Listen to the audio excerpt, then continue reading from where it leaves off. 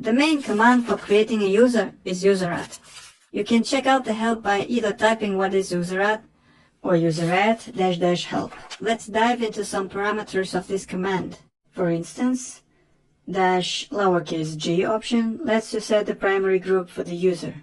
Meanwhile, the uppercase G allows you to specify a list of additional groups. Remember, in Linux, lettercase matters. So these lowercase and uppercase G's are totally different options. The small m option tells us that we're going to create a home directory for our user. And there's also the lower d useful option, which allows you to specify where that home directory will be located. Another one important is -p, short for password, which lets you set the password. But hold up, this actually means you can input the password hash here. It's better to steer clear of this option, because it saves hash password in your command history, which is not exactly safe. So, it's much smarter to set the password later with a different command. Another key option is -s, which stands for shell. It allows you to specify what shell the user will be using. And you can even assign a user ID, so-called UID or UID, upon creation with the -u option. Let's create a few users using this command. So, we type sudo user_add, since this is an administrative command. We're running it as root, which is why we use the sudo prefix. So we use sudo user_add, and then the username. Let's call this new user office manager. Press enter. Great, now let's create another user. We'll name her Smiley Girl. When creating her, we'll use the m option to indicate we want to create a home directory for her, just like we saw in the help guide. For the next user, let's mix in some more options with the user_add command. We know that -m option means we'll be creating a home directory. Then the d option lets you specify the home directory address. Let's say it's /home/theboss, even though the user's name is Big Boss. We'll also add the s option, which is for the shell, and we'll set it to /bin/bash. That's the most popular shell in Linux. We'll dive into that more in our course. After we've created all these users, let's check out the content of the home directory. We type ls/home, and we see directories for IT guy, Smiley Girl, the boss, and sales guy. These are the home directories for our users. But Office Manager is missing because we created that user without the m option. So no home directory was made for them. Also, with the user_add command, you can check out the default options that will apply if you don't specify anything else. You can view these defaults with the upper D option. This option was mentioned in the help, and D stands for defaults. Besides user_add, there is also the add_user command. It also lets you create a user, but works a bit differently. Let's go through an example. We'll create a user like this, sudo add_user, and we will call him outgoing HR. An outgoing and friendly HR buddy we will have. So check this out. When we create a new user now, they ask us to fill out a bunch of fields right away, like coming up with a password, setting a name, phone number, room number, and more.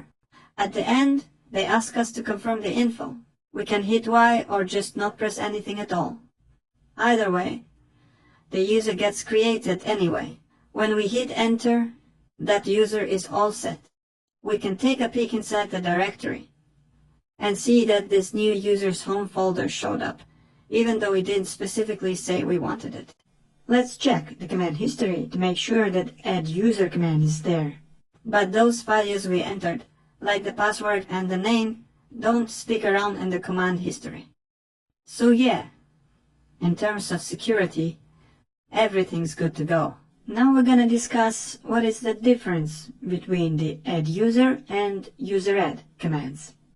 Let's see where they are located. Where is user_add and where is add_user? It shows us the path to the file that actually runs when we use the command. If we use the get command to show the contents of /usr/sbin/end-user, we can see it's a script. In this case, it's a Perl script. This means it's written in Perl and actually calls the original command, which is user_add, beneath the surface. Now, if we look at the contents of /usr/sbin/user_add, we realize it's a binary file. There's no way to display that in text form, it just doesn't show up correctly. So to wrap it up, the main command for creating users in Linux is user_add. It's found in all distributions. Add_user is just a wrapper script that calls the original command, and it might not be present in every distribution. So keep that in mind. If we try to log in as these new users, we'll be asked for a password each time. But what's the password for Smiley Girl? What about Big Boss? They don't have a password. So no matter what we enter, it's gonna be wrong. So as of now, we can't log in as these users. But if we try to log in as outgoing HR, it asks for a password, which we know because we set it up when creating the user. So we enter it and that user logs in just fine. We can check by typing, who am I? It shows us the username. Let's bounce back to the exit command. So, long story short, for the company's people or just these users to start working, we need to give them a password. In this case, we can do that with the passwd command. If we type what is passwd, it'll give us info about the command. Since it's an admin command, we call it with a sudo prefix, meaning we're doing it as root. If we input sudo passwd and hit enter, we will change the password for the current user. But if we type passwd followed by a username, we will change the password for that specific user. Let's set passwords for the Smiley Girl and Big Boss users. We'll do the same for Office Manager too. So basically, this command is asking you to enter a password and then confirm it, just to make sure we didn't mess it up. Awesome, the passwords for our users are set and they can get started. Let's try to log in. We'll check and ensure everything's good to go. Smiley Girl can log in. Big Boss can log in, everything's working. In the command history, you can see that the passwd command was used. But of course, it doesn't save the actual passwords we typed in. And by the way, check out what home directory was created for Big Boss. It is /home/the-boss, as we set it when creating the user. In Linux, most services store all their settings in simple text files. And just like that, user lists are stored in plain text files too. Let's take a peek at them now. For example, we can use the get command to show the contents of the file /etc/password. Here we can see all the users we just created, including root too. Every account on our machine is stored in this file. The format is such that each line shows info about a specific user. Let's break down what we see here. Every line starts with a username, then it's separated by colons into these columns. After the first column, there's an X everywhere. That X isn't just random. There used to be a password hash there. But later on, it was decided that it's not super safe to keep the password hashes in plain text files. So they moved it to a separate file.